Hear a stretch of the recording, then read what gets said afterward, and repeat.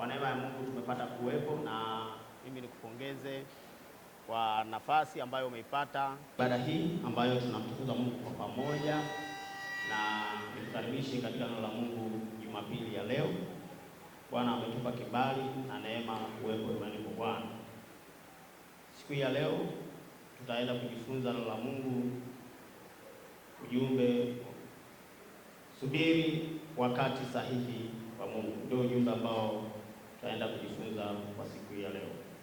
Kwa wale ambao wanaandika, tutakuwa tunajifunza ujumbe huu, subiri wakati sahihi wa Mungu. Katika siku ya leo ambayo tumepata neema na kibali, tutaenda kusoma katika vitabu viwili vya kuanzia Petro wa pili sura ya 8 sura ya 3 mstari wa 8 na wa 9.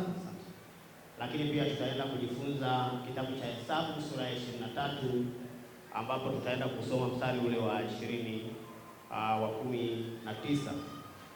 Kwa mtumishi wa Mungu Ruben tutakuwa na maiki hapo, kwa sababu tumeweka slideshow hapo, tutakuwa unatusaidia kusoma katika vitabu hivyo ambavyo nimesema, na tutaanzia hapo alafu tutakuwa tunaendelea. Shikilia ratiba yetu. Ni Mungu aliyetuumba na aliyekupa neema leo kuketi mahali hapa.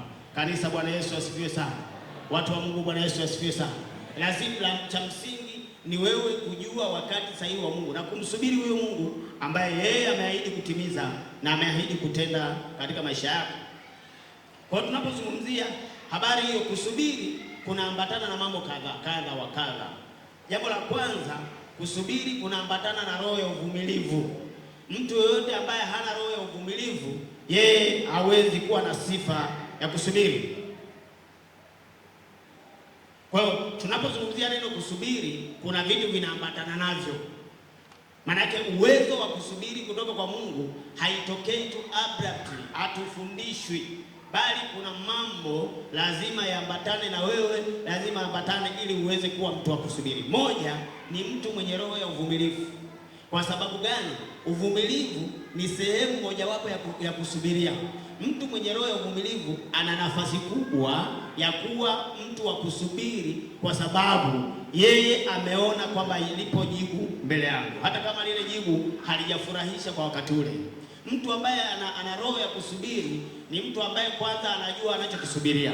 Na watu wengi tunaomba Mungu, mabinti wanaomba Mungu, vijana wa kiume wanaomba Mungu, wa baba wanaomba Mungu, wa mama wanaomba Mungu, bibi zetu hivyo hivyo, watoto wanaomba Mungu. Kama hatujui tunachokisubiri na hatujui hatima, tunaweza tukawa tunakata tamaa. Lakini kwambie mpendwa, mchana wa leo, kwa neema ya Mungu, amua kuwa na roho ya uvumilivu inaoweza kukupa. Kwa nini naita roho ya uvumilivu? Kwa sababu katikati ya kusubiri kuna mambo yanaweza kutokea ambayo tutayaona. Wakati unasubiri Mungu atende katika maisha yako, kuna mambo au watu wanaweza kuwa kikwazo au kinyume chako, au wanaweza kukatisha tamaa, au unaweza kuwa na watabiri wa mambo yako, au ambao wanaweza kuongezeka sana. Wale watabiri huwa wanaongezekaga. Jamani, kama mtaendana pamoja na mimi, wale ambapo wengine tulikuwa tunasoma, wale ambapo sasa hivi unataka labda uoe na kuolewa, kuna kuchelewa kidogo, au ndio wakati unakuta watabiri wanakuwa wengi pale. Watabiri wanaanza kutabiria biashara, watu watabiri hata kama kuna watabiri wengi wanatokea. Hata wengine wanaweza akawa ndugu, wanaweza akawa marafiki zako, wanaweza akawa watu wa karibu, wanaweza akawa wanakutabiria vitu fulani, na wanaweza wakawa hisi kabisa kwamba kuna kuchelewa. Lakini wakati huo wewe umejiungamanisha na Mungu, unasubiri. Kwa hiyo lazima uwe makini. Ni wakati wa kuwa makini mno, kwa sababu unaweza kutolewa kwenye reli kwa sababu ya namna ulivyojipanga na maisha yako. Kwa nini tunazungumzia kwamba lazima uwe makini? Ni kwa sababu wakati huo kuna vitu vinaweza vikawa kinyume chako. Kwa tunapozungumzia hayo maisha yako, kuna mambo au watu. Mambo ni nini? Mambo ya uchumi yanaweza kawa. Unaweza kukutana na mtu fulani. Mimi ninasubiri fedha. Huyu mtu nimesoma naye, ni classmate tunaita. Nimesoma naye darasa la kwanza, nimesoma naye kidato cha kwanza, nimesoma naye kidato cha 6, nimesoma naye chuo, lakini leo mbona anapiga hatua hivi? Mbona mwenzangu ana kazi nzuri? Mbona mimi kazi yangu kama haiendeshi? Kwa hiyo unakuta mtu anataka atafute shortcut kwa sababu anahisi kwamba kuna namna fulani anaweza akafanikiwa. Nikwambie rafiki yangu mpendwa, unaweza ukaona mwenzako amepiga hatua fulani, lakini achana naye. Angalia vile ambavyo, nenda katika njia sahihi ya Mungu, Bwana atakufanikisha. Kanisa, Bwana Yesu asifiwe sana. Watu wa Mungu Bwana Yesu asifiwe sana. Watu wengi wamekuwa na shortcut kwenye maisha kwa ajili ya kufanya hivyo, kwa ajili ya influence. Naweza nikafika mahali kaona mbona huyu yuko hivi, kwa hiyo ninataka niinge maisha yake. Watu wamekuwa na maisha ya kuigiza kwenye dunia hii. Anaweza akaona fulani aina ya mavazi fulani akaiga, anaweza akaona aina ya fulani ya maisha akaiga. Kuna watu wamekuwa maskini kwa sababu ya kuiga wengine. Unaweza ukaiga watu kwa sababu tu ya kuona huyu ni rika langu, huyu ni binti mwenzangu, huyu ni nani. Kuna watu wanaishi kwa maisha ya kuigiza, yaani hawezi kuishi maisha yake ya uhalisia. Ni lazima ufike mahali uishi maisha yako ya uhalisia na Mungu aliyekupa neema. Kuna watu wanafika mahali anataka ale kama mtu mwingine, lakini uchumi wake hauwezi kuruhusu. Kuna watu wanataka avae kama mtu mwingine kwa sababu kumbe vile. Kwa hiyo anatafuta ashindane. Tuko kwenye mashindano na hii ndio dini ya mashindano. Watu wanataka washindane sasa. Anataka aone mbona huyu watanionaje, watanielewaje. Huo wakati wewe unasubiri, lakini unashinikizwa na mazingira unayokutana nayo. Unaweza ukashinikizwa na mazingira ya pale kazini. Rafiki yangu pia unaona wewe ni masibu, kuna kajamaa tu kanachoma sindano ng'ombe, amekuwa na gari tena Vanguard. Unaanza Mungu wangu wewe, Bwana umeniacha. Kwenye maombi yako badala ya kuombea mafanikio ya familia yako, badala ya kuombea vitu kwa mpangilio, unabadilisha maombi. Mungu angalia, hii ni mchezo. Yule ana diploma, mimi na CPA naita kwenye wazibu. Kwa nini sina gari? Kwa nini? Hayo unatoka kwenye mpango wa kuomba Mungu, sasa unahamia kwenye mpango wa malalamiko. Kanisa, Bwana Yesu atusaidie sana. Kuna vijana wamebadilika, wamemwacha Mungu kwa sababu ya kuona vijana wenzao waliofanikiwa. Kuna watu wengi kanisani tulikuwa nao, wakikuwa kanisani, vijana wa kike na wa kiume, wengine wakaacha imani. Wakaona haya sio maisha ya kuishi. Siwezi kuishi maisha ya namna hii kwa sababu nimeona watu mbalimbali. Huyu tulikuwa naye hapa miezi mitatu iliyopita. Huyu tulikuwa naye miaka miwili iliyopita. Imekuwaje amefanikiwa? Badala ya mpango wako wa maombi kuomba Mungu akusaidie kwenye mambo kadhaa, unabadilisha maombi, unahamia kwenye maombi ya kulaumu Mungu. Kwa nini fulani? Kwa nini sio mimi? Kwa nini mwingine? Bado unatoka kwenye mpango wako, umeshindwa kusubiri Mungu na kusubiri wakati sahihi wa Mungu. Umeshindwa kusubiri mpango wa Mungu ili Bwana atende moja, alafu wiki ijayo atende la pili, alafu mwezi ujao afanye lingine, alafu kwa mpango wake vile alivyopanga. Unatoka kwenye mpango wa Mungu, unaingia mpango wa kibinadamu wa mashindano ya ulimwengu huu. Ukiona mwenzako amefanikiwa, mshukuru Mungu. Tutaona hapo mbele. Ukisoma katika kitabu kile, soma tu, haitakuwa kwenye slide, usifungulie hapo. Soma katika kitabu cha Zaburi 37 mstari wa 7 haraka. Ukisoma kitabu cha Zaburi 37 mstari wa 7 inasema usikasirikie mafanikio ya mtu mwingine. Mungu alikufurahisha na mpaka leo umekuwa mtu wa kawaida. Mtu sio mtu wa kawaida. Umepata? Soma. Ukae kimya mbele za Bwana, nawe ungoje kwa saburi. Endelea. Usikasirikie yeye afanikiwaye katika njia yake, wala mtu afanyaye vita. Kaa mikononi mwa Mungu kwa saburi, usimkasirikie yeye. Afanyaje jamani? Tunanena kwa lugha. Nasema hivi, kaa mikononi mwa Mungu kwa saburi, usimkasirikie. Afanyaje? Afanikiwaye.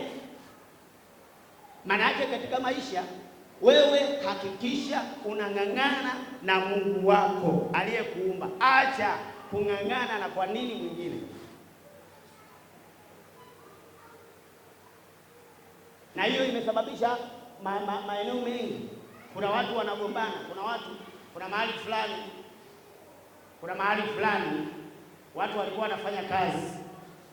Baada ya kufanya kazi wakakuta hizi mtu anapewa tu nafasi na bosi kwenye kazi fulani.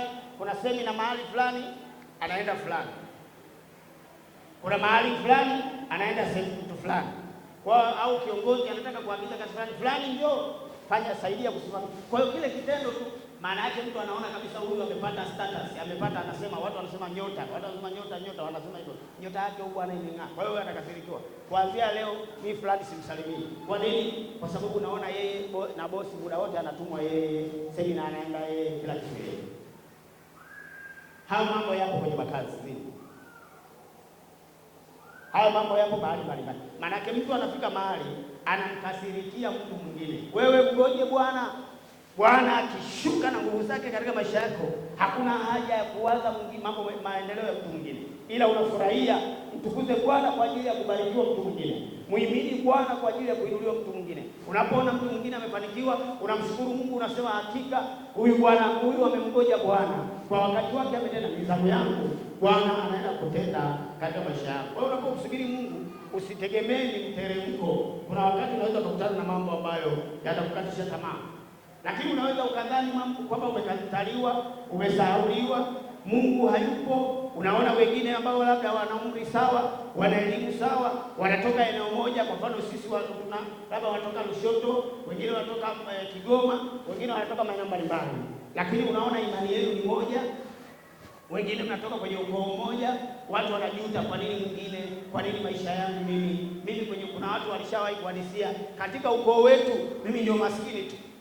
Watu wanafika mahali wa kusema hivyo, kwenye ukoo wetu tu mimi ndio mwenye elimu ndogo, kwenye ukoo wetu tu mimi ndio ambaye sina gari, kwenye ukoo wetu mimi ndio ambaye sina hiki na hiki na hiki. Nikuhakikishie mpendwa, hao mambo hata kama imetokea, wewe msubiri Bwana. Atakapokuja kwako, kila mtu atashangaa, ataona huyu ni Bwana aliyetenda katika maisha yako. Kuna watu walikuwa wanadharaulika mahali hapa. Kuna watu katika maisha yako miaka 20 iliyopita, nikikuwekea kama ile kanda za zamani za kurungusha, ukiweka hapa ikizunguka miaka 20 iliyopita, miaka 20 ilivyokuwa na vile ulivyo sasa hivi, watu watakushangaa sana. Acha 20 mwaka mmoja uliopita, acha mwaka mmoja uliopita, nikirevise ile kanda ile, tulikuwa unatumia vijiti kule, unaizungusha, ikifanya unajua imefika mwisho, unaiacha sasa iimbe. Inaimba, hakuna kuchagua nyimbo kama nyie sasa hivi mnapochagua wimbo wa 5 au 6. Zile kanda za zamani zile, unaminya, unachukua kijiti, unazungusha, unarevise, unafika mahali ukiona haiendi, unajua ndio imefika mwisho. Hapo ndio inaanza kuimba, inaanza kusogea. Tukiriwaidi maisha yetu vile tulivyokuwa miaka 3 iliyopita, ndipo hatutakuwa vile. Tukiriwaidi maisha yetu miaka 4 iliyopita, miaka 5 iliyopita, miaka 10 iliyopita, ulivyokuja Tanga, ulivyokuwa unasoma, ulivyokuwa unaanza kazi, leo hauko vile. Ni kwa sababu ulimsubiri Bwana, Bwana akatenda. Ona vile watu wanavyoshangilia maisha yako, ona vile watu wanavyoona maendeleo yako, ni kwa sababu umemsubiri Bwana. Lakini ukienda shavangira, utaangukia mahali na utaangukia pasipofaa. Mwisho utaacha imani, utamwacha Mungu, utaenda njia za kona, utatumia vitu visivyofaa ili uweze kufanikiwa. Nikuhakikishie mpendwa, ndugu yangu na rafiki yangu, ukienda katika mpangilio wa kimungu, Bwana akafanikisha maisha yako, hakuna mtu atazuia baraka ambazo Bwana amewekeza juu ya maisha yako. Kanisa, Bwana Yesu asifiwe sana. Wakati sahihi wa Mungu ukifika katika maisha yako, hakuna kitu au mtu atakayesimama mbele zako. Hebu jifunze kwa Yusufu. Yusufu wakati anateswa, wakati wa Bwana ulikuwa haujafika bado. Akakamatwa, tunaona ile story, rafiki ndugu zake wa kuzaliwa wa ukoo mmoja wakamtumbukiza kwenye shimo. Bado Mungu alikuwa wakati wake wa kumbadilisha kuwa waziri mkuu ulikuwa bado. Ila ilikuwa ni sehemu ya kipimo, lakini kumbuka ndoto ilishaotwa. Watu wa Mungu, Bwana Yesu asifiwe sana. Ndoto ilishaotwa lakini kutimizwa bado. Ndoto ilishaotwa lakini kutimizwa bado. Wakati wa Mungu ulikuwa bado. Akaingizwa kwenye shimo, bado Mungu yuko naye, lakini ndoto haijatimia, pamoja kwamba ndoto imeotwa. Akaitolewa kwenye shimo, akauzwa, bado Mungu yuko naye. Ndoto ilishaotwa lakini haijatimizwa. Akauzwa, akaenda pale, akaenda kwa Potifa. Ndoto aliota haijatimizwa bado, lakini yuko na Mungu wake aliye hai. Unaona uvumilivu, anatoka pale tena, anafika mahali, anaenda kwa Potifa, anakutana na changamoto, anasingiziwa kubaka, japo hakufanya hivyo, bado Mungu yuko naye. Ndoto iko pale, ndoto alishaota haijatimia, anapelekwa jela. Waziri mkuu mtarajiwa anaingizwa jela, bado ndoto alishaota lakini haijatimia, lakini Mungu yuko pamoja naye. Unaona hiyo hatua, anatolewa pale, anaingizwa sasa kule gerezani, kutoka gerezani moja kwa moja kuwa kiongozi mkuu wa nchi. So kilichotokea ni kwa sababu ndoto alishaota, ila mpango wa Mungu ulikuwa hujafanya, jamani, haujatimia. Wakati wa Mungu ulipofika, watu walisahau kwamba alishafungwa. Watu walisahau kwamba huyu ni mtumwa. Watu walisahau kwamba ile sio nchi yake tena. Watu walisahau, wakampa neema, akapata uwaziri mkuu. Kwa nini kilitokea? Ni kwa sababu wakati wa Mungu ulipofika, hakuna mtu au kitu kitasimama mbele yako. Kama Bwana amesema ni mwaka wa kuinuliwa kwenye biashara, hata kama hali ya uchumi imeyumba, wewe kwako itakuwa sawa sawa, maana Mungu amesema ndio wakati wake. Haleluya!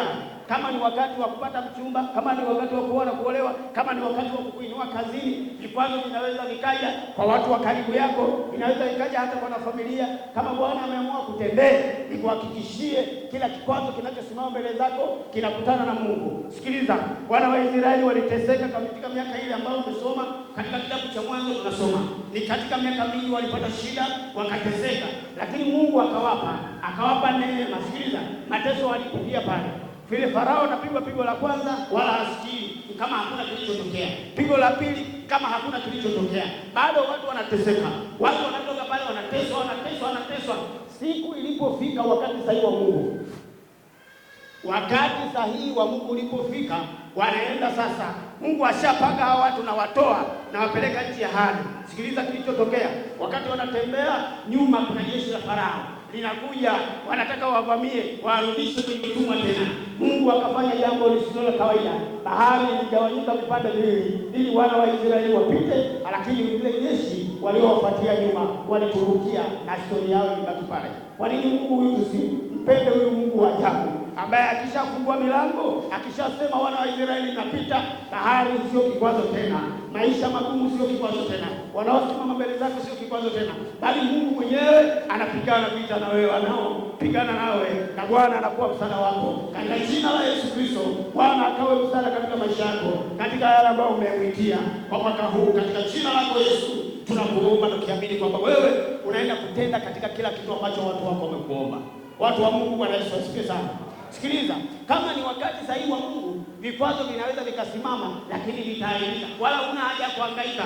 Ukishaomba unatulia, unaomba unatulia. Wakati ukifika, Bwana akitenda, wanaweza wakainuka mabosi wakasema huyu. Inawezekana hata barua za kufukuzwa kazi zikawa zishaandikwa, lakini nikuhakikishie kama ni wakati wa Bwana, aliyeandika barua ya kufukuzwa kazi ataibadilisha yeye mwenyewe na kukupa pongezi. Huyu ni mfanyakazi bora, kwa sababu wakati wa Bwana umefika. Watu wa Mungu, haleluya!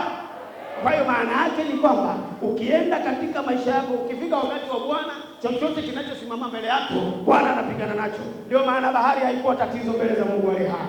Wana wa Israeli walipita salama.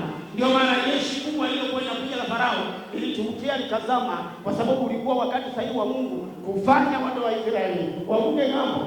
Huyu ni mtu wa tofauti sana, ambaye alitukana Mungu wa Israeli, alitukana na majeshi yake, halafu akasema mfalme wenu na ninyi wote pamoja na hamna mtu anaweza kalisogelea. Akitokea uwanjani, watu wote wanafyata mkia, wanalala, wanarudi nyumbani, wananyongonyea.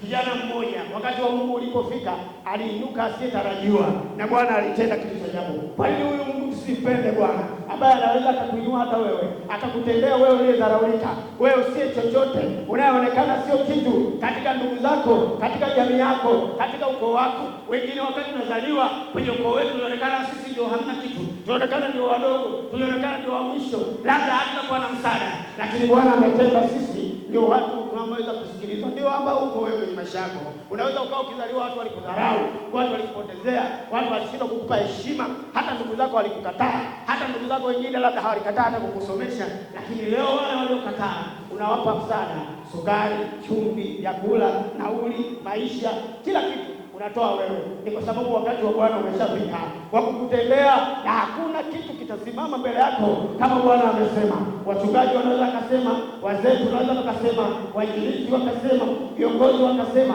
lakini Bwana kama amesema, hata washirika wenzako wanaweza wakasema, hata ndugu wanaweza kukatisha tamaa, mabosi wako kazini kukatisha tamaa, majirani kukatisha tamaa, mume mke anaweza kukatisha tamaa, lakini nikuhakikishie Bwana wa Bwana akisimama, wewe ni mbarikiwa katika jina la Yesu Kristo. Haleluya! Kuna watu wanafika tu huyu afiki mbali, anasema asante Yesu. Mwanadamu amesema sifiki mbali, na kusikiliza wewe unasemaje? Huyu Mungu mzuri sana jamani. Haleluya! Kuna watu wanasema huyu apige hatua, huyu hana hiki. Nasema ni kweli sina hiki. Na kusikiliza Mungu unasemaje? Nibaki kutokuwa na kitu au nitakuwa na kitu? Unarudi kwa Mungu. Sababu huyu anayesema na wewe wote Mungu na Mungu huyu. Haleluya. Kanisa kwa Bwana, haleluya. Watu wa Mungu, haleluya. Subiri kwa Bwana. Usijiogope, usikate tamaa, usikimbie kanisa, usimkimbie Mungu. Usiteseke na mafanikio ya mtu mwingine ukalala macho. Kila mtu hujui njia zake. Sijasema huko, lakini ipo. Kuna watu wana shortcut. Kuna watu wanafanya vitu wa shortcut lakini wanajuta. Ngoja utaona baadaye hapo. Watu waliofanya shortcut. Naona hapo kwenye maandiko. Kuna watu walifanya shortcut lakini matokeo yake wakakujutia shortcut zao. Kwa hiyo unaweza ukaiga maisha ya mtu, kumbe mtu ana shortcut. Unaingia uimbaji wa mtu, unataka mbona mimi kila nikiimba, mbona mimi nikataka nikiimba, yani ile nikiimba tu. Nikisimama pale FPC Takasiti Center, kwanza nikikaribishwa tu na Mazumbe kwa sababu ni kiongozi wa ibada. Kama au kiongozi yote au shemasi yote au mtu yote, kwanza ile inakaribishwa, watu washasimama kabla hawajaambiwa. Unataka hiyo. Sawa? Kwa nini fulani wanaanza kutabiri? Mbona mwimbaji fulani alikuja, watu walioambiwa tu namkaribisha mtu fulani, walioambiwa na mzee wa kanisa wapige makofi, walisimama na makofi yao. Akaimba nyimbo 4, nyimbo 6, walisimama. Kwa nini? Yaani umeacha kuombea huduma yako katika mpango wa kimungu, uimbe katika viwango vya Mungu, unaanza kuzungumzia watu. Wewe bwana wewe, tukipiga makofi bado Mungu ni mwema. Tukisipokupigia makofi bado Mungu ni mwema. Ila wewe unayemtukuza ni Mungu wetu. Hatuimbi wanadamu, tunamtukuza Mungu aliye hai. Tunasema wewe ni mwema, tunasema uimbe wewe ni mwema, wewe ni Mungu mkuu, wewe ni mtakatifu, wewe ni Bwana. Kama walivyokuwa naimba hapa pambio lile, mlikuwa mnaimbaje? Praise. Pambio lile unasemaje? Mwimbaji kasahau. Bwana tusaidie, mwimbaji yule kasahau. Mzee mlikuwa mnaimbaje praise? Umenipendelea, mshazao. Umenipendelea. Sasa umependelewa kwenye nini? Nikuulize, umependelewa kwenye nini? Sasa kama umependelewa, kwa nini usingangane na huyo anayependelea? Unajua wakati mwingine jamani, hii praise tunaweza tukaimba halafu tukafurahi. Pendelea, umenipendelea, pendelea. Halafu tuna mzee anasimama anaongoza abudu, tunamaliza. Ile ni umenipendelea, hujatafakari vizuri. Umeshajua uliopendelewa? Ushajiuliza wakati tunaimba ulipendelewa kitu gani? Ushajiuliza? Hata uzima nilionao nimependelewa. Mimi nilikuwa na mzee juzi kule Bombo, ile usiku tulienda kuona wagonjwa bwana. Juzi jana pale Galanosi, uangalie mara 2 rafiki yangu. Uangalie mara 2. Yaani bwana wewe umependelewa bwana. Hata afya tu ulionao mshukuru Mungu kwa hivyo. Mtukuze Bwana. Mshukuru Mungu hata kwa uzima, hata kwa afya. Na kuambia pale Galanosi, kuanzia kitanda cha kwanza hivi vitanda vya Galanosi kwa wanawake. Kwanza nimeingia tu kwa wanawake. Hapa kwa wanawake. Kitanda cha kwanza mpaka cha mwisho. Asilimia 90 ya waliolazwa wanatumia mashine. Upande huu wa juu the same. Ukishatumia mashine manake ndugu zako wakija ile saa 6:00 kama ni mwanamke ule msemo wanawatoa kidogo, wanawasaidia manake umejisaidia humo, kila kitu humo, kila kitu humo. Haleluya. Ukienda huko kwa wanaume Galanosi hiyo pia imejaa. Ukienda kule kwa ajali kuna kijana mdogo sana. Sitaki kutaja vijana hapa, anaweza jina kama nani vijana mdogo kuliko hawa kwetu hao. Kakatwa miguu miwili, alianguka na pikipiki. Wewe unaendeshaga spidi si ngapi na huko hapa? Watu wa Mungu, haleluya. Ukienda huko ambako wamelazwa mama yetu, ziko hodi si ziko 10 na ngapi zile. Zote zina watu. Jana tulikuwa pale, kuna mgonjwa tunataka tuhamishie kule winga VIP kule. Wakasema nafasi zimejaa. Hospitalini tukaambiwa vitanda vimejaa. Yaani kuna maneno unasikia mpaka unasikia vibaya. Tukaenda, kuna mtu tulikuwa hata aende kule, tukaambiwa asubuhi jana. Sikwambii mambo ya jana. Tukaambia upande huu ushajaa. Hao waliojaa huko sio kwamba wamejaa watu walioenda kwenye honeymoon. Sio kwamba wamefunga ndoa kama vijana wetu says kwamba wameenda honeymoon, kwamba hoteli zimejaa kuna honeymoon. Wanapumulia mashine, wanatumia madawa, hata akitaka muda mwingine analishwa asiyotaka. Wewe unataka pilau, watu wanakuja na uji wa ulezi. Hapo unatoa tu mdomo unalishwa. Hata kama hutaki huwezi kusema. Kwa nini Mungu hajakupendelea? Niko hapa nasimama, unasema ukifika hotelini, unaagiza chapati staki, nataka wali. Lakini mistaki unataka una uwezo wa kusema, una uwezo wa kuchagua, na pia hata hiyo neema ya fedha ya kununulia. Kuna mtu tunapozungumza hapa tunazungumza na watu waliokuwa hapa ndani, unasikiliza, ana nauli tu aliyojia. Wewe hapo ulipo ukiweka mkono hivi kuna vichenji, ukiingiza mkono hivi kuna vichenji, ukiingiza hivi wallet. Kwa nini usione kama Mungu amekupendelea? Haleluya!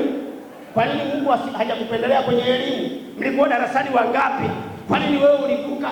Kuna mtu ambaye anafeli hivi kule shuleni kwangu, nawaambiaga sio wote wanaofeli wanafeli hivi hawana akili. No, hujui mtu anachokutana nacho.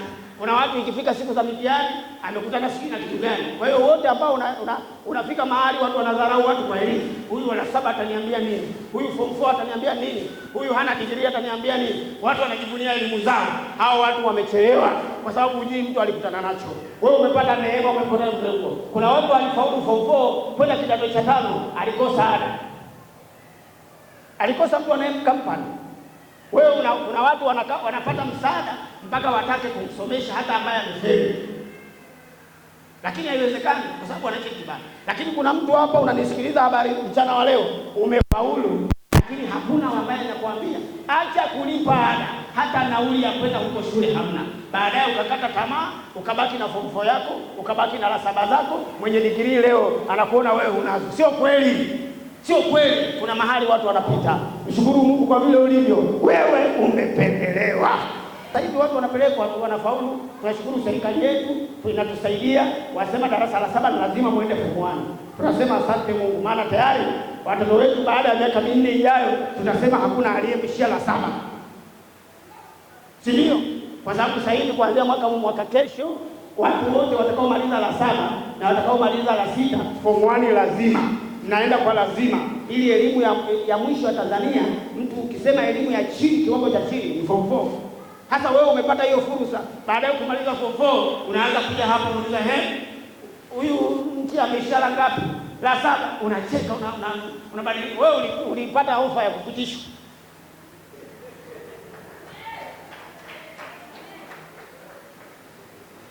Au vijana baada ya miaka 5 ijayo akija hapa kanisani, amekuwa labda ni katibu wa kanisa, anaandika takwimu. Taja kiwango cha elimu mpya la 6. Hadi kumbe unavaa pichati hapa, kumbe mnazo. Anaanza kunani? Acha bwana wewe. Mshukuru Mungu vile ulivyo. Wale wenzangu wa vijijini, acha mimi. Acha zamani huko. Kuna watu baba akiona mtoto anaelewa darasani, anaenda kwa mwalimu mkuu. Asikiliza mwalimu mkuu. Kwani wewe shida yako ni mimi niambie maendeleo ya mwanangu. Asema mwanao, yaani akieleza mwalimu anajitutumua, anafuata mwalimu, mwanao kwa kweli ninakushukuru. Umenizalia jembe. Huyu jamaa wa darasani ni wa kwanza, ameacha ujinga. Anaitwa pembeni, wanakutana anapewa mbuzi, anaambia huyu mbuzi ni wa kwako, tena huyu mbuzi anazaa mapacha, hakikisha Ruben hafaulu. Ushawahi kusikia hiyo? Hamjawahi? Achana wenyewe, hamjawahi. Wazee huko mshawahi kusikia hiyo? Wewe umezaliwa 2000 ukasikia wapi? 2000 kila mtu anaenda shule. 2000 hapa kila mtu ni shule. Hawa kina mama wanajua hao. Acha vijana ambao ni elimu bure. Kila kitu unaenda bure na ule zenyewe, mpaka wakati mwingine na walimu tunajitolea mpaka mtoto anakuja. Kwa nini wewe darasani unalala? Mwalimu sijala jana nikula mhogo, mwambia shika 500 hiyo kale. Tunapata na hizo ofa. Shukruni Mungu. Watu walikuwa wanalipiwa, anatolewa ng'ombe wasisome miaka hiyo nyuma. Ila yeye kina Ibra ayahusu. Umri wetu ilikuwa ni shule ni lazima. Yaani kila baba anaona fahari kumpeleka shule. Lakini zamani wazee wetu kule kijijini wenye ng'ombe anaamua, anambia mwalimu akisema ng'ombe wawili hawatoshi, anasema nitakupa 5. Bora tu jamaa asiende shule. Ndio tulivyo watu walifanyiwa hivi. Sasa ukimuona mzee wangu hapa hajasoma, mzee mliko si kaisha hapo, wasema mzee ana lolote. Bana. Watu wakina mzee mliko ukiuliza historia yake usomaji, amekusoma uzeeni. Lakini ukiuliza sio kwamba ana akili, alikosa msomaji akasomeshwa na kaka yake. Wakati yuko shule katikati ya kusoma kaka kaondoka, kafa. Nataka kuelezea maisha mtu mmoja. Nataka tu nikupe picha kwamba wewe umependelewa. Mshukuru Mungu kwa kile ulicho nacho. Usijivunie ukapita kiasi. Watu wametoka mbali mno. Bwana anaweza kubadilisha maisha yako siku moja. sawa na siku 1000 kwa Mungu, lakini sio kwa wanadamu. Lakini siku 1000 ni sawa na siku moja. Unapomuona mpya kwa leo, ukimpa na akinyenyekea mbele za Mungu, kesho au Jumapili ijayo haji mpya wa kawaida. Na usiogope, ni kwa sababu wakati wa Mungu ulishatimia. Haleluya, haleluya. Nani alishawahi kusikia bahari imesimama watu wakapita kama sio wakati wa Mungu ulipofika kwa Israeli? Nani aliyesikia kijana mdogo Daudi kwa udogo wake alikule Goliathi, alidharau jeshi, alidharau mfalme, alidharau Israeli wote, lakini kijana kadogo kakamtambua Mungu, kakasema wewe unanijia kwa mkuki, unanijia kwa mfumo, unanijia na upanga, lakini nakujia kwa jina la Bwana Mungu wa majeshi unayewatukana. Haleluya. Wakati wa Bwana ukatokea, aliyedharauliwa na kaka zake, aliyedharauliwa na mfalme, aliyedharauliwa na wanajeshi ambao walikuwa na bazoa, ambao walikuwa na silaha, lakini Bwana akajitwalia utukufu kupitia wakati sahihi ulipofika wa kuokoa wana wa Israeli wasitukane na Goliathi tena. Goliathi alikama kichwa. Nikuhakikishie katika maisha yako, wakati wa Bwana ukifika, chochote kinachosimama mbele zako Bwana atakata kichwa. Nampenda huyu Mungu ambaye wakati sahihi ukifika kwenye maisha yangu, hata hivi unavyoniona ni wakati sahihi umefika wa Mungu kunipa hivi neema. Hiyo ambayo unaiona hivyo hivyo unaona. Hivyo hivyo. Bwana amenipendelea. Haleluya.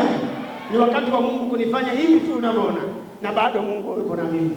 Yaani hajamaliza na mimi. Bado Mungu yuko na mimi. Miaka 2 ijayo hautaniona hivi.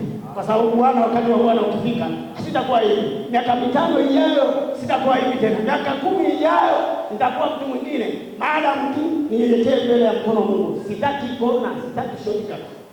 Na wewe nakuombea kwa neema ya Bwana kwenye maisha yako. Iwe ni binti, iwe ni kijana, iwe ni mchungaji, iwe ni mzee wa kanisa, iwe ni mwinjilisti, iwe ni shemasi, Bwana akifika wakati wake kukutendea, Bwana akatende. Kila kikwazo kinachosimama mbele zako, Bwana akapambane na kila kikwazo. Haleluya! Watu wa Mungu, haleluya! Yesu asifiwe. Zingatia, wakati sahihi wa Mungu ukifika, hakuna kikwazo. Ukiona kuna wakati jambo lako linakutana na vikwazo, wala usianungunike. Mbona huyu baba mdogo amekuwa kikwazo? Nilishawahadisia habari ya maisha yangu wakati nasoma. Sisi wengine tumesoma na vibarua kabisa hivi, yani unaenda kulima kibarua mchana, unalipa ada, usiku ndio unasoma, yani ulali. Lakini Bwana aliposema ndio, mambo yalikaa sawa. Unalima mchana, unapata hela kulipa ada, usiku weke zako akilala, unachukua makaunta waliosomea mchana kwa sababu ushafukuzwa ada. Wengine tushawahi kufanya biashara ya kuuza miwa, unaweka miwa kichwani, miwa 20, kichwa mpaka kinabonyea kidogo, baadaye kinapanda chenyewe. Wewe bwana wewe, Bwana ametupendelea. Haleluya. Haleluya. Lakini unalipa ada, mwaka wa kwanza unafukuzwa, usiku unachukua makaunta, unamwambia bwana fulani naomba makaunta, unakopi zile notes, asubuhi kija darasani, mwalimu akona wewe unasababisha tule maharage mabichi, wewe unasababisha tule maharage yenye wadudu. Jamani wanafunzi, mnakula maharage yenye wadudu. Ndio, huyu bwana hajatoa ada. Toka. Unatolewa kwa watu wanashangilia. Katoka mtu ambaye ametulisha maharage waliyenunua ni mwingine, mimi ndo nalaumiwa. Lakini wakati unatoka unasema wakati wa Bwana unafika. Wakati wa Bwana ukifika, hayo mambo yatabadilika. Nikuhakikishie, Bwana alishabadilisha hiyo historia. Sasa Mungu ametulimisha mibarua, tumelima mibarua, tukalipa ada, sasa hivi sijaili ada. Na mimi ni mwalimu nafundisha. Lakini sinyanyasi watoto kwa sababu najua Bwana Mungu amenipitisha. Haleluya. Haleluya. Lakini wale waliokuwa wanyanyasaji sasa hivi ndio ambao anatafuta namba hivi. Na fulani anambia heshima yako mwalimu. Uko wapi mwalimu? Chukua kocha hiyo, wasiliana, kula na familia yako, uishi. Kazi unayofanya ya kudharauliwa, wengine wanaona kazi gani hii? Mwambie hiyo Bwana atafanya jambo. Kwa sababu wakati wa Bwana ukifika, kwenye kazi hiyo Bwana atakuinua. Watu wa Mungu, Bwana Yesu asifiwe. Hata kanisani kuna watu wanakudharau. Wewe unasali kanisa gani hilo? Mko 20 tu, mko 200 tu. Sisi tunasali kwenye magorofa juu na chini, tuko ngapi? Mwambie huo ni wakati hujafika. Wakati ukifika mambo yanaweza kubadilika dakika yote. Alafu tunamtukuza Mungu aliye hai. Biblia inasema watu wa Mungu waliambiwa, Yesu aliongea, mmeabudu Mungu katika mahali pale, lakini kuhakikishie wakati unakuja utamwabudu Mungu katika roho na kweli. Kumwabudu Mungu Mungu na katika roho na kweli, hatuhesabu jengo. Ile ratiba yako siku itakayofika, kama ni asubuhi hiyo asubuhi mbingu itasimama kwa ajili yako. Ili kama ni jioni, kama ni mchana, kama ni Jumamosi, kama ni Jumatatu kesho, kama ni Jumanne, kama ni Jumatano, wakati sahihi wa Mungu ukifika, kila kitu kitakaa kwenye upande wake na wewe utapita salama kwa jina la Yesu Kristo aliyekupa neema ya kuwepo hapa siku ya leo. Haleluya! Haleluya! Maana ya neno kusubiri ni kungoja, kukaa, kubaki mahali kwa muda fulani hadi jambo likitokea. Kibiblia neno kusubiri ina maana ya kuvumilia kwa tumaini, kumtegemea Mungu bila kukata tamaa na kungojea ahadi zake kwa utulivu, sio kukaa kimya, bali ni kuwa na imani thabiti. Ukisoma katika Zaburi sura ile ya 27 mstari wa 14, Biblia inasema mngoje Bwana, uwe hodari, upige moyo konde, naam umngoje Bwana. Ukisoma katika Mithali sura ya 8 mstari ule wa 34, aheri mtu yule asikizaye, asubirie siku zote malangoni pangu, akingoja pembe vizingiti vyangu. Lakini mara nyingi wakati wa kusubiri sio wakati rahisi sana. Kwa nini jamani sio wakati rahisi? Kwani unahitaji uvumilivu mkubwa mno bila kujali hali ya kibinadamu. Wakati watu wengine wanaweza kuwa katika hali ngumu na mbaya ya kutamani hata kupata ulichoomba kwa haraka, ili kutoka katika hali ile ngumu ndio nayo. Lakini pamoja na ugumu huo, wakati wa kungoja bado lazima uwe ni nidhamu na wewe, kwa sababu unajua mwenye kuamua hatima yako ni Mungu aliye hai. Watu wa Mungu, haleluya! Wakati wa kusubiri ni wakati unaohitaji umakini sana, kwani usipotulia ni rahisi kuyumba kiimani na kutamani kupata majibu ya haraka, hata kwa hali au kwa njia isiyompendeza nani jamani? Njia isiyompendeza nani? Mungu. Sikiliza, naomba nikuletee sasa mambo machache ya kuzingatia wakati unaendelea kusubiri kutoka kwa Mungu. Mambo ya kusubiria unapoendelea kumsubiri Mungu, mambo machache. Jambo la kwanza, wakati unaendelea kumsubiri Mungu afanye, jambo la kwanza, endelea kuomba kwa bidii bila kukata tamaa. Haleluya! Endelea kuomba kwa bidii bila kukata tamaa. Mchakato wa kupata hitaji lako hauishi tu baada ya hoja yako kufika mbele za Mungu, bali kuna mwendelezo wa kumwendea Mungu na kumkumbusha kila wakati na kushikilia kile ulichokiomba. Ukisoma katika Wafalme sura ya 18, sura ya Wafalme wa kwanza 18 mstari wa 41 na 42, Biblia inasema naye Elia akamwambia haya, inuka ule unywe, kwani pana sauti ya mvua tele. 42, basi Ahabu akainuka ili ale na kunywa, naye Elia akapanda juu mpaka kile kilima cha Karmeli, akasujudu kifudifudi, akainama uso mpaka magotini. 43, akamwambia mtumishi wake, kwea sasa utazame upande wa bahari. Akakwea akatazama na kusema, hakuna kitu. Hebu kila mmoja aseme hakuna kitu. Sauti bado, sema hakuna kitu. Asante. Akanaye akanena, endelea tena mara 7. Akaendelea tena mara ngapi jamani? Mara 7. Elia anampa habari mfalme Ahabu kuwa anywe, kwani tayari kuna mvua kubwa tele inakuja. Lakini baada ya hapo inamlazimu kuwa tayari, lakini baada ya hapo inamlazimu Elia kuomba kwa bidii tena mara 7. Sikiliza, Elia, tunasoma habari za Elia. Elia ndiye aliomba mvua isinyeshe na haikunyesha. Mvua ilinyamaza kwa neno la Mungu kupitia mtumishi wa Mungu Elia. Tunakubaliana? Tunakubaliana? Wakati wa Mungu ulipofika sasa mvua inyeshe, sikiliza, Elia anatoa unabii kwamba sasa mvua inakaribia kuja. Kwenye moyo wake, kwenye hisia, kwenye kutafakari, kwenye maono anaona mvua, lakini mvua ilikuwa haijakuwa dhahiri. Alichofanya ni nini? Ili kudhibitisha neno alilolisema, akaenda magotini ili aombe Mungu mvua inyeshe. Mara ya kwanza mtumishi akaona hamna kitu. Ya pili bado hamna kitu. Mara ya kwanza, ya pili, ya tatu, ya 7 kuna kitu kilitokea. Kitu gani? Alipoomba mara ya 7 kuna kitu alikiona pale. Alishaona kawingu kidogo. akaanza kuona kuna kitu kama kimetokea kama huyu. Hilo Elia akarudi akasema, sasa mwambie huyo Ahabu, sasa mvua inakuja. Watu wa Mungu, Bwana Yesu asifiwe sana. Haleluya. Kuna mambo umeomba mara ya kwanza hamna dalili. Tunakubaliana? Mwaka wa kwanza hamna dalili kabisa. Tena ndio unaona ugumu. Kama ni afya, kama uliomba upone, ndio unazidi kuona uchovu. Jamani. Haya, sasa unarudi tena. Unaomba mwaka mwingine au mwezi mwingine au siku nyingine, unaona ndio hali ngumu. Jamani, huyu Mungu vipi? Unarudi tena. Elia aliomba mara ya kwanza, akatuma mtu, akaletewa taarifa hakuna kitu. Mara ya pili, mara ya tatu, mara ya nne, mara ya tano, mara ya sita, hakukata tamaa. Mara ya saba mtu anapanda yule, anaona anasema kawingu kidogo. Sasa Elia anasema huyu Ahabu sasa ashuke, maana mvua inakuja. Maana kawingu kadogo kalionekana kaleta mvua kubwa. Rafiki yangu nikuambie, kale kawingu kadogo unakokaona ndipo Mungu, ndio wakati sahihi wa Mungu kwa maisha yako.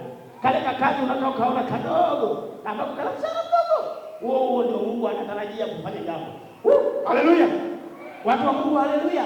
Ile kazi unayoiona ni dharau ndogo. Watu wanakuambia hivi, ukisimama mbele za watu, na mimi nilifanya kazi, wanakuuliza kazi gani? Mwalimu. Mara mbili. Hiyo kazi ndogo. Bwana anataka akutumie kupitia hiyo. Bwana atakutendea. Unafanya kazi wapi? Bandari ndio kitu gani? Fanya kazi huko airport, uendeshe ndege upite huko juu. Nikuhakikishie, katone kawingu kadogo kalileta mvua kubwa. Ukisoma mistari inayofuata, agizo lilitolewa, nikuhakikishie kama ni wakati wa Bwana, kawingu kadogo kalileta mvua kubwa. Kama ni wakati wa Bwana, haleluya. Kama ni wakati wako, katakuwa ni kawingu kadogo. Lakini Elia alitabiri, akasema kuna mvua kubwa inakuja. Mtumishi wake akapala, akasema sioni dalili. Mara ya pili sioni dalili. Mara ya tatu sioni dalili. Mara ya nne sioni dalili. Mara ya tano sioni dalili. Mara ya sita sioni dalili. Mara ya saba naona kawingu kadogo. Elia akasema ni wakati wa Bwana wa kuleta mvua. Haleluya. Ule dalili unayoiona kwenye maisha yako kama kautani fulani, ndio Bwana anataka afanye katika maisha yako. Haleluya, haleluya, haleluya. Bwana anataka kuheshimishe, usiwe mtu wa kawaida kama jana ilivyokuwa, kama juzi ilivyokuwa. Maadamu ni wakati wa Bwana, Bwana atatembea na jambo dogo hilo atakutendea, na watu watashangaa kwa sababu kesho yako imefika, jana yako imefika, juzi yako imefika, na Bwana atajitolea utukufu kupitia maisha yako binti. Kuna wakati unapaswa uendelee kuomba katika maisha yako. Jambo la pili, kuendelea kumpenda Mungu na kuongeza kiwango cha imani. Ili baraka za Mungu ziapandane na wewe, lazima usiwe mtu wa manunguniko jamani. Badala yake endelea kushikamana na Mungu kwa kutii na kufuata amri zake. Ukisoma katika kitabu cha Waebrania, kwa hiyo unasoma kwa kufuata amri zake. Tuosome katika kitabu cha Waebrania sura 11 mstari wa 8 na wa 10. Tunasoma pale, kwa imani Abrahamu alitwaliwa atoke aende katika mahali alipopata kwa urithi. Unasoma mistari yote pale. Abrahamu kwa imani anakuwa na uhakika na anachukua hatua ya kutoka mahali asipopajua aende. Lakini kwa sababu alikuwa na uhakika na Mungu alitenda. So kwa hiyo tunasema uwe na imani, lakini uendelee kumpenda Mungu, lakini imani yako imarike. Kwa Abrahamu anaambiwa toka wewe, enda Mungu. Anapoelekezwa hapajui, lakini kwa sababu ndani yake alijua anayeniambia ni Mungu na alikuwa na imani na Mungu, alijua ni wakati sahihi. Jamani, alienda na tunasoma na matokeo makubwa yalitokea. Ukiendelea kusoma utaona vile ambavyo Abrahamu alibarikiwa, aliinuliwa, alitendewa. Ni kwa sababu gani? Ni kwa sababu ni wakati wa Mungu ulifika. Kanisa, haleluya. Haleluya. Jambo la pili, la tatu kuwa mvumilivu. Watu wengi wetu baada ya kuomba kwa muda kadhaa, inawezekana ni muda mrefu au mfupi, wanakata tamaa na kutegemea na kutumia akili zao. Muda wa kuvumilia ni muda wa kujikaza, kwa sababu wakati mwingine huambatana na maumivu. Kuvumilia kunaambatana na maumivu. Ukisoma katika kitabu cha Waebrania sura ya 6 mstari wa 12, ili msiwe wavivu bali mkawe wafuasi wa hao walio ahadi kwa imani na uvumilivu. Kwa hiyo tunapaswa tusiwe wavivu katika kuendelea kumwomba Mungu, ili tusiwe wavivu tena, bali tuendelee kuwa waaminifu, lakini tuendelee kutumika katika kumwamini huyu Mungu wa kweli. Kipengele cha 4 ni kuwa mtu wa sifa na shukrani, na hapo ndipo changamoto nyingi na kutawala. Shukrani kwa Mungu ni mlango wa baraka, kuleta amani ya moyo. Unapokuwa mtu wa shukrani, hata kama hujapata kama ulivyotaka, Mungu anakuona mtu uliyekomaa kiimani, na ndipo Mungu anatenda hata zaidi ya vile ulivyoomba. Watu wa Mungu, Yesu asifiwe sana. Ulishawahi kuona, mimi nilijifunza hapo kutupitia familia za watu kadhaa. Kuna watu wanapata msiba, halafu wanakuja kanisani, anasema Bwana Yesu asifiwe, namshukuru Mungu mliniombea, baba yangu au mama yangu au nani alifariki, lakini tunashukuru tulifika salama, tumerudi salama. Basi nashukuru kwa maisha aliyoishi mpendwa wetu. Kwa akili ya kawaida, wengine wanaweza kaona huyu kumbe alifurahia, lakini sio hivyo. Biblia inasema mshukuruni kwa kila jambo. Sasa nimekupa tu mfano. Kuna mtu anaweza akamshukuru Mungu hata kwa uhai, kwa uzima, kwa kibali. Ndio maana wakati mwingine wazee wa kanisa au mtu yoyote anapoongoza shukrani anasema, jamani, siku ya Jumapili hii wote tusimame baada ya kutoa sadaka. Pamoja na sadaka zetu tulizoleta, kila mtu apate sauti amwambie Mungu namshukuru, kwa sababu kuna mambo mengi yanatokea kutoka Jumatatu tunapoachana mpaka Jumatano, mpaka Ijumaa, mpaka Jumapili. Kuna mambo mengi hapo katikati. Si ndio jamani? Si ndio ndugu zangu? Watu waliojaa sifa ya kumsifu Mungu. Wewe ni Mungu, wewe ni mfalme, wewe ni Bwana, wewe ni mkuu, wewe ni kimbilio, wewe ni ngome ya maisha yangu. Hakuna kama wewe. Wewe ni Mungu mzuri mno. Hapo ana matatizo jamani. Huyo anaomba hivyo ana shida. Huyo anaomba hivyo hajala bado. Amefunga kwa lazima. Wakati mwingine huyo anaomba ana jambo limekuta baya, lakini anamsifu Mungu. Wewe ni Mungu. Wewe ni Mungu mzuri. Hajaolewa, hajaoa, ana changamoto zake za kiuchumi. Baba, wewe ni mzuri mno. Hata changamoto zake kuwa tatizo. Hamlalamiki Mungu. Wewe ni Mungu mzuri mno. Ninakupenda Yesu. Wewe ni Mungu mkuu. Unatenda makuu. Vile ulivyotenda Lazaro alikufa, akanuka siku 4, lakini Yesu ulifanya kilichonuka, ulikifanya kuwa imara hadi tukaona leo. Mwanamke aliyetokwa na damu miaka 38 umemtendea. Wewe ni Mungu usiyetishwa. Wewe ni Mungu wa ajabu, kimbilio la wote, uliponya wengi. Angalia mimi na familia yangu vile unavyotutetea.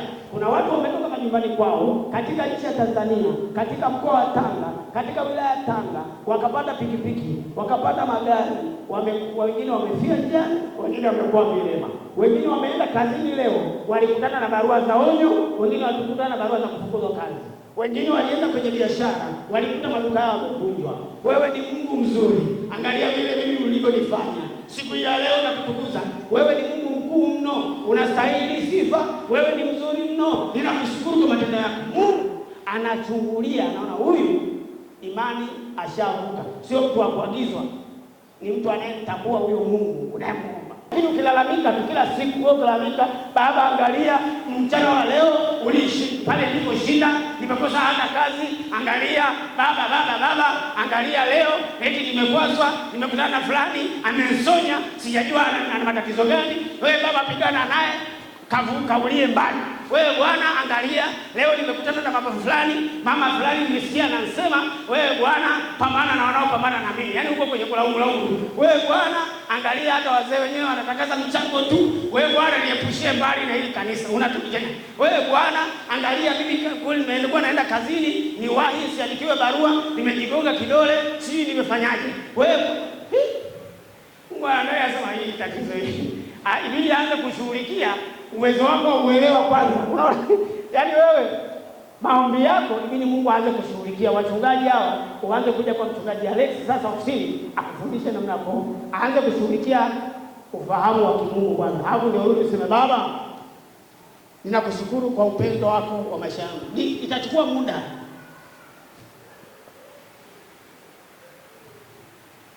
Kwa hiyo tukihubiri hapa sema kipengele cha 4 ni kumtukuwe mtu wa sifa na shukrani. Unashangaa naanzia wapi kumshukuru Mungu wakati asubuhi nyie mmeshiriana hapa sijanywa chai?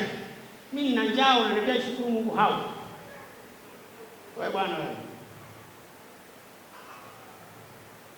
Kwa hiyo umfahamu huyu Mungu ndivyo mambo yako. Yaani lazima, kuna wakati nilifundisha hapa kwamba nia kwanza ibadilike. Ujue kumjua huyu Mungu.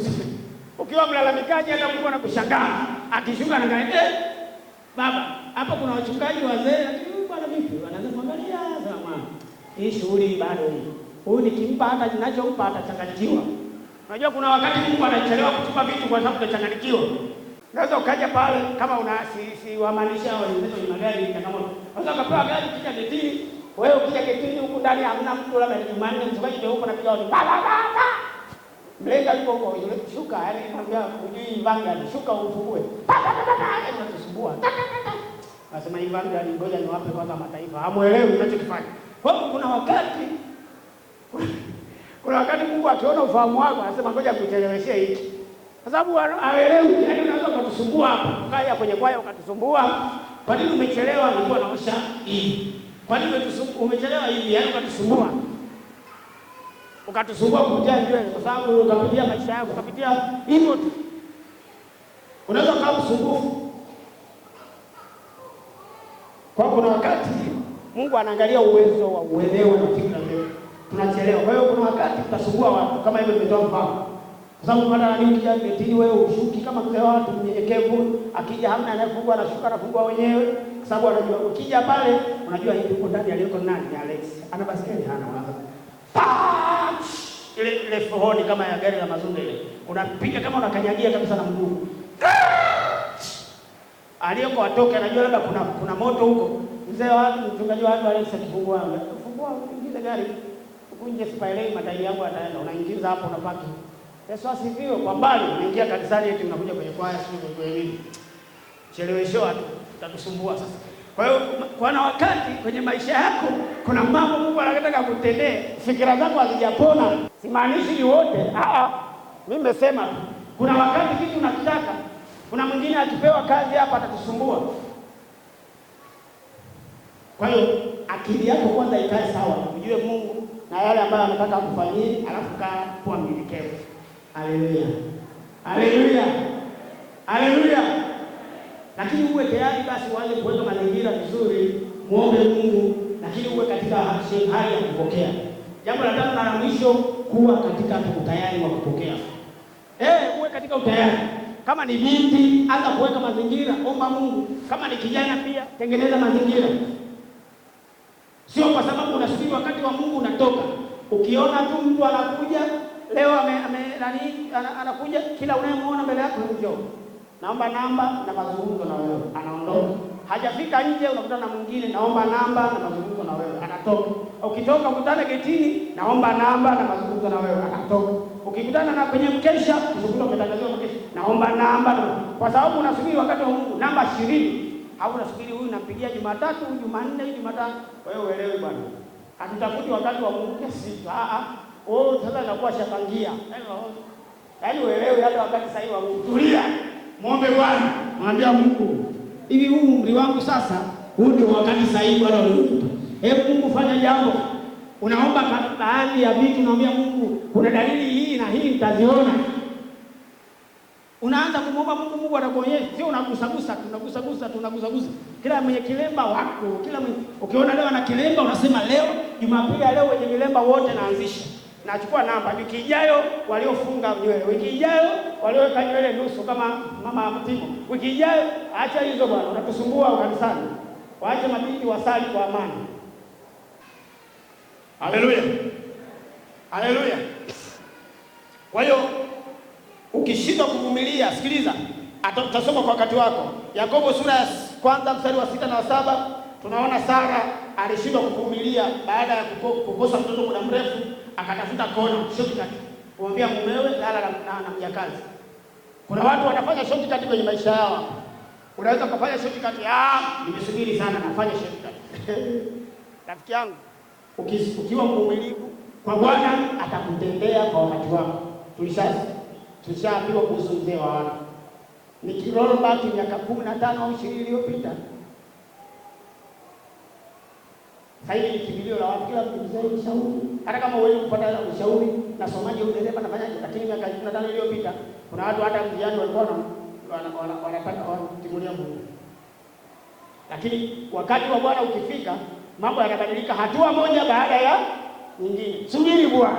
Acha kuhangaika, subiri Bwana.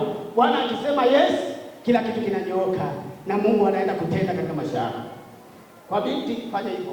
Subiri Bwana. Kuna watu wamejuta, wameoa na kuolewa, wamechangangia sasa hivi wanajuta. Lakini una cha kwenda sasa. Hata huyu Sara anajuta. Mtu unaona tu kwa sababu ana miwani, kwa sababu ana nini, unaingia tu kichwa unaingia baadaye. Nafanyaje sasa? Pingu za maisha, una pingu inaenda. Kajinyonga bure. Kwa hiyo tulia mkononi mwa Mungu. Bwana akutendee. Mungu akutendee kila kitu. Ukitafanya biashara, utapata biashara kwa njia za hila, utakutesa. Ili amwamini kwamba kuna watu nimesikia, sijajua. Kuna watu wanalala ana nyumba nzuri, lakini ikifika usiku analala chini. Ushawahi kusikia hizo habari? Wanataka pesa za haraka. Sio kitu. Kuna watu wana maisha mazuri, lakini maisha yake yanavaa viatu vya Kimasai all the time. Vile tena zile za kupanda mbele hivi na nyuma hivi. Ni mashariki. Kuna watu hawali kuku. Yaani kuku aliko mtamu. Yaani kuna watu wana mashariki, wewe kazi yako ni ugali na mboga ya majani. Kuku wewe ule wa kukaanga, ule wa kuchemsha. Wewe jamani, maana watu wanakondeana tu unakula. Kuku unakataza kuku hao. Yaani vipi? Unakatazaje kuku? Kuna watu nyama za kawaida, sio masharti ya sisi kilungwana sisi kinini. Kaambiwa na mtu, unataka utajiri, meno mawili ya mbele nipe. Yabaki afukiwe kwenye kisima. Hizo ni shortcut. Sijasema uliyeko jino umeenda. Hata mimi la kwangu lina ufa hapa. Kwa hiyo anaitegea, yani anaitegea ile ya kwanza ile chap.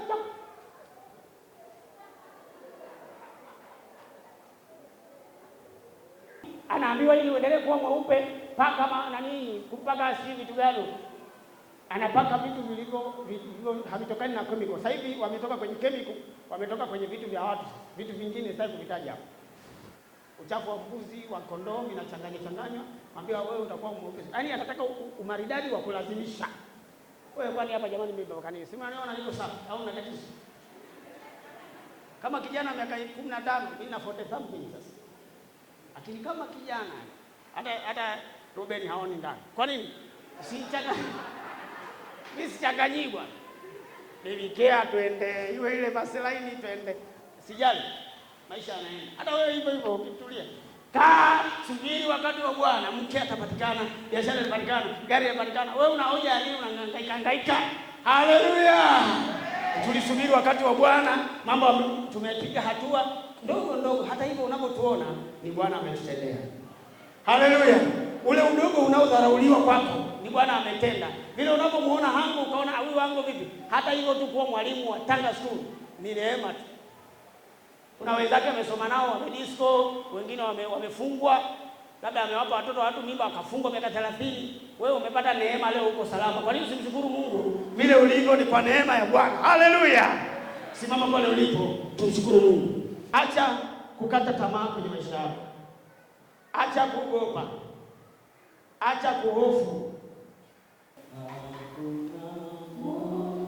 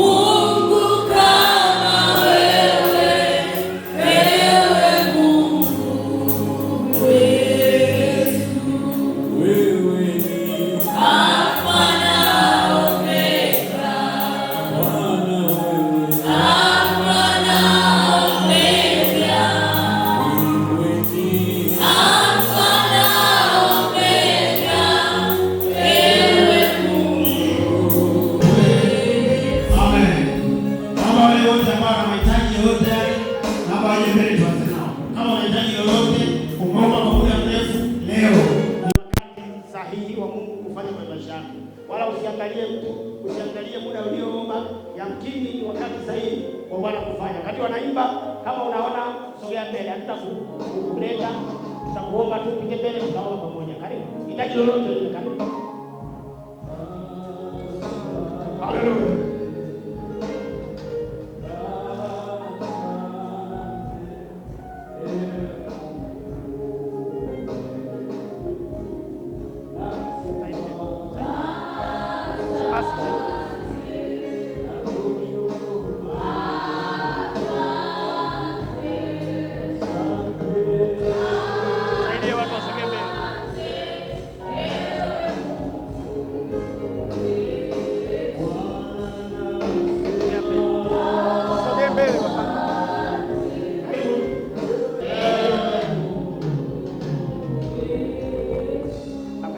Kabla tujaomba, kama kuna mtu ambaye hajaokoka, tunatangaza mwanzo mpya. Kuanzia leo tunatangaza kibali kipya. Kuanzia leo tunatangaza afya mpya. Kuanzia leo tunatangaza uponyaji na uwepo wako ukatawala maisha ya watu hawa katika jina la Yesu Kristo.